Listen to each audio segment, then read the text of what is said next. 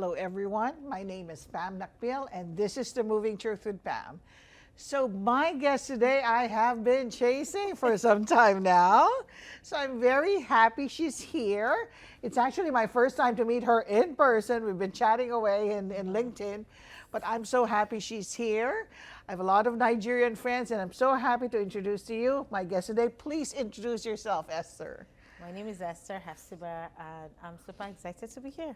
Thank you. Thank you. Okay, so let's unbox this thing, immigration journey for you. So, when did you decide, okay, you were in Nigeria. Which part of Nigeria were you at?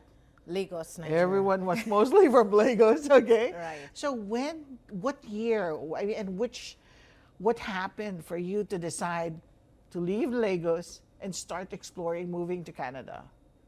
Well, I had a very unfortunate incident in my life. I lost my only brother at 23, and that was just a very traumatic experience for my family, and we just didn't want to live with the memories of losing him in that country. And I think I just started thinking about I needed to move to a different environment where I would not have the pain. So that's kind of one of my catalysts of moving. Wow. I worked for a Fortune 500 company in Nigeria, so I had a good job. But What kind of job did you have? I was a logistics support professional. Okay. I had a combined role. I did logistics. I did a lot of leadership support as well. Okay. Like leadership advisor. So I worked with a lot of vice presidents with Exxon Mobil. Oh, wow. And so we had a lot of expatriates in my company from the US and from different parts of the world. So it was something I really enjoyed, even though my background is physics. I studied physics in undergraduate. I know, right? Okay. Very connected. And I studied physics, but I went into this logistics because I felt physics was too academic. Academic. And I'm cerebral. Right, and I'm more of a human connector, so I really like the role where I'm helping leaders with, logistics and Talking to people. connecting the dots. Yeah. Yes. Okay. Yeah. So you had a good job. So then what happened to your brother? I'm so sorry about that. Well, I mean, he had an accident and it was just a sudden, there was no goodbyes. So that was... I know. Some people move because, economics. Some people move to have a different environment. Your motivation was a little... Quite different. It's the first kind I've heard in the show. But why Canada? Why... I mean, a lot of people from Nigeria also go to the Middle East or Australia or the US. Why all of a sudden Esther says, I want to move to Canada? Well, interestingly, my whole family lives in the U.S. So my parents, my siblings, they're citizens in the U.S. And I tried getting to the U.S. like 3-4 times, and I was refused visa. Even though I worked for a Fortune 500 company, traveled to the U.K. And your family's there? Yes. So their reason was I had no strong ties. They felt somehow I wasn't going to come back to Nigeria, which is an interesting rationale. But looking back you're now, immigrating. well, I think it was then I decided, aside my brother's reason and my brother's passing, I also felt I'd gotten to a point in my career where I hit a lid on my potential. I felt like I wasn't growing anymore. So I decided I was going to do an MBA. Okay. So I decided, well, if the US is not going to give me a visa, then Canada is a neighboring country. And so I had a friend at the time that I met when I was in Exxon, and she was already in Canada. Is she Nigerian too? Yes. Okay. So she lived in St. John, was doing an MBA, and told me about the program of St. John, New Brunswick. Okay. Yeah. So UNB St. John MBA, it was what she had sold to me and promoted, and she said it's a 1-year program, and I'm like, okay, that might be a means to, first of all, leave this country and leave this painful experience, but also try to expand my potential. So I decided to apply for a student visa. I got my application in, and when was this? That was 2014. 2014. You were single. Well, I had my 2 kids. Yeah. Okay. So at the 2 time kids. when I was married, and but I came alone with my 2 kids. Sometimes you say, I got accepted, I wanted to move, I'll go. But, studying takes money. Studying takes resources. And most of the people I know, at least coming from my country, they had to sell most of everything to be able to study. How was that experience for you? Well, because I worked for a Fortune 500 company, I had quite some savings. Savings. So I just saw that as an investment in myself. So I put together almost all my savings, which is at the time was about $40,000 to Wow. come to an MBA. I think it was, I don't think it was a very, according to my friends then, it was a crazy decision. Like, how do you leave your job? Like, you resign and you just go for an unknown, like, it makes no sense. Unknown, right? Um, I think that's what it's weird for most people, for people who immigrate, right? It's, why are you doing this? right. Have you heard that? Our family has told us, why are you doing this? You Right. are okay here, right? Isn't that Exactly. what I had what- friends that told me then, Esther, I think something is not right with you. They were very real, like something is not right. But I think for me at the time was the driving force. Underneath was my brother. I just went to live direct, like it was very traumatic. You don't want to see him everywhere. Yeah, and also just the circumstances surrounding reminded me so much of pain, and I just wanted to, okay, I Break needed free. a fresh, yeah, I needed something different. Okay, so Nigeria, St. John, how was the experience to settle down in a very different climate place from what you've known all your life? Well, the first few weeks, I felt it was the worst decision of my life. Really? Because I came in alone with my two kids then. They were 7 and 5 at the Okay, time. wow, very and young. wasn't cold, but again, coming from a tropic country, it was quite cold. I think one of the things that really helped me was my family coming from the U.S. to help me settle down because wow. they had lived in the U.S., so they kind of understand the system. Where are they in the U.S.? Which part of the U.S.? Are they East Coast, West Coast? East Coast, so Oh. New York and Pennsylvania. So. My family's there too, so there we I know the feeling. We can relate a lot about that. So they came and helped you. They helped a bit to kind of, buy Settle down. stuff, but it was quite a culture shock because in my country it was a lot of done for you, like you buy your bed, you have people do things for you, Oh, I just know. pay them. But then you get here and you go into Leon's and they brought this small box of bed. I'm like, someone has to set it up, right? That was my first culture shock. Oh And the guy my said, no, you gosh. have to do it. I'm like, I can't do it. I'm a student, I have to. He's like, sorry, I have another delivery. I'm like, I'm gonna pay you. Sorry. No. I'm like, you don't want money. Like, who's gonna do this, right? So, My husband hates IKEA because he says he has to assemble everything. But you're right. Sometimes I forgot the conveniences of what we had before. Right. Like having things assembled, delivered to you. Right? that's it. Pay a little bit more, have And things done for you. Right. We don't have that here. No. So I agree with And your I don't culture think shock.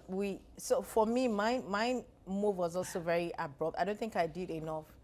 I had a friend, but I don't think I did enough research as to Research. what to expect. So it was just jumping into a freezing cold water. Like, oh my God, I have to survive in this freezing water. Like, So how? the first few weeks you were like, I cried. Oh, I sat on the floor and I told my kids, I'm like, what did I just do? I'm like, I'm going back. This is not working. what about the kids? How were they feeling Well, then? they were young at the time. I don't think they just were looking at mama like, what, you brought us here, so there must be something happening here, right? But yeah, it was quite a culture shock the first few weeks. I had some terrible experiences as well in getting a car. Like what kind of experiences? Some people don't understand how hard it is to do all those basic things that people are used to. And that's why support communities are very important. Exactly. At that time, there was none. It was zero, to Oh, be wow. honest. So it was quite challenging I was trying to get a car. I was trying to settle into an MBA program, get the kids settled in school. So I just got this car dealer that sold me some car that he said it was okay. But it wasn't. But when I looked at it then, I'm like, there's some rust around the rim of these tires. It looks weird. Like, I'm Yeah. not sure. My instinct told me, I'm a person of faith as well, but I knew something was not right. Oh, are you new to Canada? I'm like, yeah. Like, oh, that's why. Oh, so you experienced that they Yeah, tried to you're take new. advantage Yeah, of you. like, oh, you're new. This is how rust is normal. And then 2 weeks later, the car broke down. And this was a car I paid $5,000 for. Wow. So I went to the car shop in between my classes. Now the MBA classes is very intense. It's a one-year Oh, program. wow. So I had zero time for any extra curricular, right? So when the car broke down, I went to the car shop. The guys I met, they started laughing. And I'm like, why are you laughing? They're like, who sold you this crap? Yeah. I'm like, I bought it from a dealer. It's like, this is a St. John taxi that was auctioned for $500. Wow. I was like, oh my goodness. Times 10. I know. So I was clueless. I'm like, I knew something was wrong. And so I went back, and there was a lot of back and forth, like, oh no, you can't, we don't refund. Oh, wow. Yeah, so I lost money. It's I had to hard. sell it. You know, I think that's also what people need to realize is there will be people taking advantage of Right. people new. I mean, we've had that somebody in our community doing the same thing. And it's a Filipino. Wow. Wow. So it's like now we give warnings. We try to build the community that, you know, be Genuine careful. yeah, that's Be true. careful. Be Right. careful. So settling down, when did you realize that, okay, maybe Canada can be for you? After crying for like 3-4 weeks. I think when my sister came to help me, I think she helped with helped me understand what life looks like. I had some friends back in Calgary as well that are also originally from Nigeria, and so I just called them to say, "Hey, is this how life is here?" She's like, "Oh, welcome to do it yourself." Oh, so I think I had some, them laughing at me in a kind way, but just I think it started dawning on me that okay, it's time to adapt once I have a strong support system.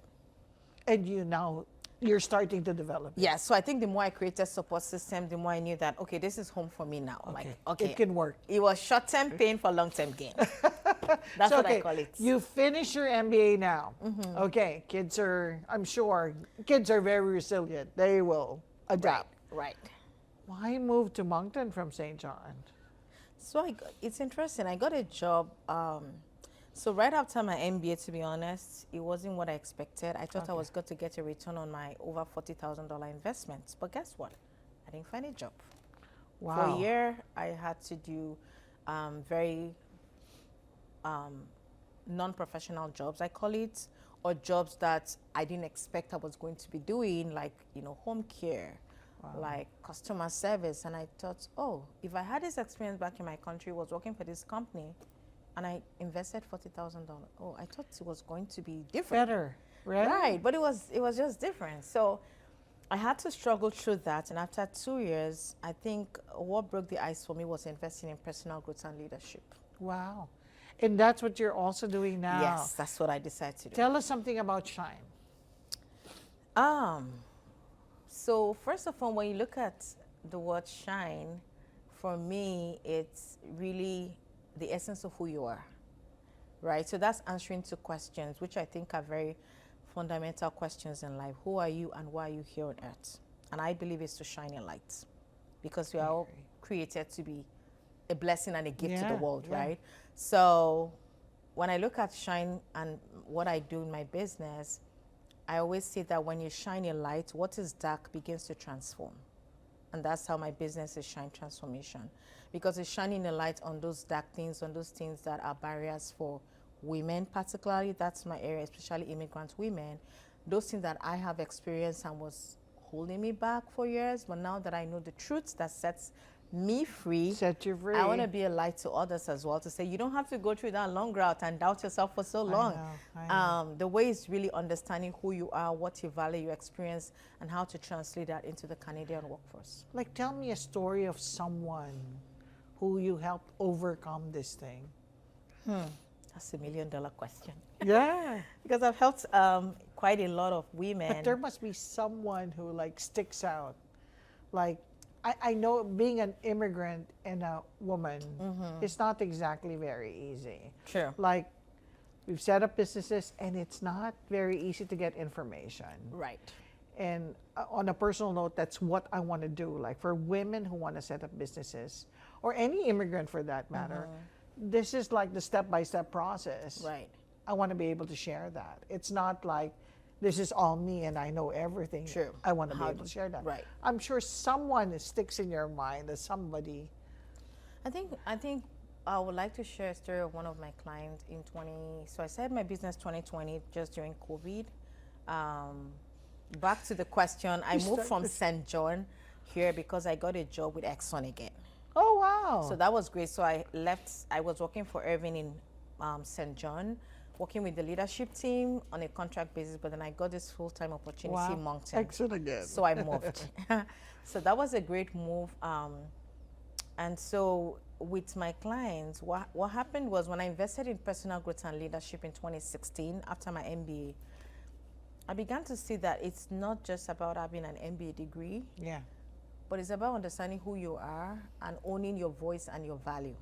Okay. Because as an immigrant woman, there's tendency to lose a sense of your identity and things are not, because you're not in a different environment, you're trying to find who is Esther again. Your like, niche, right? Yeah, like I'm not, who is Esther? So before I started my business 2020, on the side, when I figured out this, what I call gold, of understanding who I am, and I got this excellent job as a middle manager, I said, okay, I can start helping immigrant women understand the trick or the gold in them discovering themselves, so you don't have to struggle for so long. Yeah. And so on the side, before I officially launched my business, I was doing what we call mastermind sessions for women, Okay. where we have 6-month program or 3 months or 12 weeks, and I take them through a journey of the growth accelerator. Okay. So truly understanding how to understand yourself, unpack yourself in Canada. And so there's a particular woman that I worked with. So 2020, when I started my business, she was one of my first clients because I'd known her.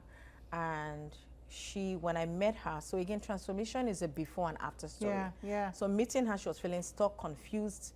She said, I don't even know what I am doing. Like, I don't have clarity, I feel foggy. And I know there's something that I can unpack and unlock, but I don't know how to. So she went through my program for 3 months. I have a program also called Blueprint for Success. And it truly gets down into the barriers that are holding you back, that are preventing you from breaking through. Okay. After week 2, she's like, now I think I'm beginning to see. She's like, I can't believe. She's like, I felt you gave me a fresh new lens, right? Yeah. And she began to get clarity and confidence, and she got promoted at work within 3 weeks. Because now she had the confidence to go ask for a promotion and a raise. Most people are scared, especially coming from countries that are not very individualistic. Correct. Right? You're Correct. very, you wait for things to come. Exactly. Okay. And I guess we need to also fine tune that when you're here, It's a different story. The way you express your voice is different. So I think for this lady, it was amazing after 3 months when she gave her testimonial to say, I'm a brand new person. Wow. Like that's she said, I amazing. found, and I think for me, went back to, this is how my experience was 4 years ago. And then how do I replicate this experience for other others. women in a sustainable way? And so that lady's story is one of those that, when I look at her before and after and how she's thrived now, she's gotten 2 promotions after that, and she's really thriving as a senior manager in Moncton. I think it really helps me to understand that anything is possible for immigrant women. What a fantastic thing. So, this lady, you were helping her and everything. Outside of your experience with a car, being tricked with a car thing, have you ever felt that you were not welcome here in Moncton? Or in New Brunswick? Like, did you have experiences that make you realize, hey, that was not very friendly, or? I think most of the experience I've had has been, I would say, at least more than 50% welcoming. Okay. But I think I would attribute to the ones that were not so welcoming were more culture shock. And for example, I went to wash my car when I first came to Canada. So most of them are culture shock stories. I went to wash my car and I thought it was, in my country, you can go into a stall and you wait for someone to wash it for you. Yes. But then I parked there and I waited for 20 minutes and I would wait for classes and nobody was washing my car. So I went out to the next one. I saw this gentleman. I said, hello, when are you going to wash my car? And he looked at me like, what? Like an alien, like, what is she talking about? I'm like, I've been waiting for you. You're wasting my time. I have a lecture. You have to wash my car. And he goes, That was his own car he was washing, I know, right? like, I think you have to read the instructions. You have to wash it yourself. Oh, Oh, wow. I'm like, oh, I've been I, waiting here for I so long. get that. You're right. It's more of us not knowing what's the norm here. Right. So, so many things we need to do for immigrant people to help. To really But you understand. know what? Right now, I'm seeing a lot of people saying in various groups in Facebook, right, that, immigrants, they get paid to be here. I haven't received any money since I came. I've been giving and Giving paying what? taxes Right. and paying for everything. And companies get paid to hire more immigrants than locals. So there's this little, or maybe a lot, of growing animosity for immigrants now. Because of lack of services and everything. Right. How do you feel about seeing and hearing comments like this? Well, I think to be honest, I think it's heartbreaking that it's evolving into that. But I think again, there's so many contributing factors, which is before you can bring in immigrants or a certain number of people, you need to understand the resources and capacity. So I think there's so many contributing factors to Moving that. parts, right? Right. And, again, that's a leadership problem, like taking responsibility for if we're bringing in 3,000 people, what are the resources we have to support those people? Yeah. Right? Because I think that's where the friction is coming into place. But from my own experience, knowing who I am now and being on this journey, I think those things don't get to me anymore, to be honest. And that's why I'm doing what I do now. We recently launched the Shine Gathering for Women Foundation, which is a nonprofit for immigrant women. Wow. But it's really to help women own their voice unapologetically. Because I think when you understand your value, those kind of comments, yes, would come. And I've had some of them, even as a business owner, doing the work I do in New Brunswick. New Brunswick is quite conservative. If it was Toronto, it'd be different. But finding clients and all of that, I think for me, is really understanding who my clients are. And also, I'm not limited to local. I'm also global. Yes. So I have clients. So I think it's really expanding my mindset to look beyond those kind of comments and what's happening, to know that that's not going to hold me back. Of course, it might stink. That's the truth. But really understanding how can I continue to add value and also not get things like this to hold me back, right? And help more women. Yeah, I know it's disheartening, but at the same time, and this is my personal feeling, I understand where they're coming from. True. So I guess, because I try to put myself in their shoes. Right. Like, this is what's happening, and I see so many different things, and even if it hurts me, I'd have to really say I understand. Right? Because so many things need to be fixed. If we're running out of time, I wish we had 1 hour. But what advice would you give to people who are still thinking of moving? Especially with IRCC new rules and, changes in the immigration policy of Canada. Would you still advise for people to move, and if they do decide to move, what should they look out for? Well, back to the name of your show, Moving Truth, I think you need to find out what truth do I need to be aware of before I move. Because the truth sometimes is not sweet to hear. Not very easy. It sets you free, gives you life, but sometimes you don't want to say. I think you want to be real with yourself. If I want to move, what are the truths based on the current status of immigration in, for example, New Brunswick? What are the truths that I need to be aware of, and who is going to give me the awareness about those truths? Information. Which is this, you need to have a support system or community before you move in here that's going to tell you the truth, that's going to be genuine and transparent with you, coming from a place of love. To say, I'm not saying you should not come, but you need to understand the expectations of what you're going to meet here. Are you ready for that? And it's different now. It's so much different than when we came here. We're different. It's, housing is expensive. There's so many things that's tripled. I know. Last question. Would you do it over again? Moving. Well, looking at the economic situation in my country and where I'm at now, I think I would. Yeah. I would do it differently, maybe. But you would still move. I would still move. Okay. Life is all about ups and downs, right? It's life is not going to always be easy, But I think it's really also finding your footing and finding what support system. For me, my faith has really kept me anchored. So I think really finding what is that strong support system that you need to keep you going. Who are you and what moves you, right? And why, yeah. Thank you so much, You're Esther. It's been such an animating chat with you. Thank you. I'm so happy we finally did Yes, it. I'm excited as well. With that, thank you very much, and we'll see you at the next Moving Truth with Pam. Bye for now.